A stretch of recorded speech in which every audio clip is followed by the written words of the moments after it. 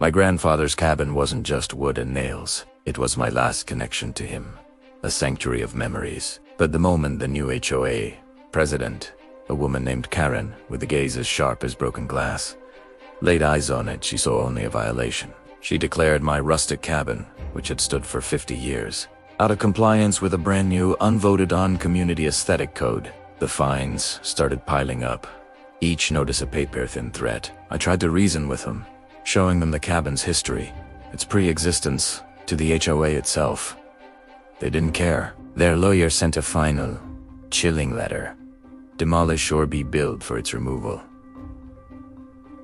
I thought it was a bluff, a scare tactic in their campaign of harassment. But he made a wise wrong. I stood on the edge of the property, hidden by the trees, and watched as a bulldozer, hired by the HOA, tore my cabin to the ground. The sound of splintering wood is the sound of my heart breaking, but in the ruble of my grief, a cold resolve settled in.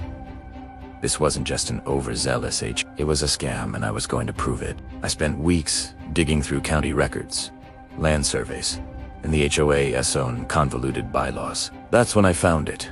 The original property deed and survey maps. My grandfather's land extended 50 feet farther than the HOA's official map showed. Their community boat dock, their manicured lakeside park, even the very road they used to access their property's was all built on my land. They had used a fraudulent survey to incorporate my land into their own, believing the old cabin was just an abandoned relic they could easily erase. The next HOA meeting was held in a community hall, buzzing with self-congratulatory murmurs. Karen was at the podium, announcing their success in beautifying the community.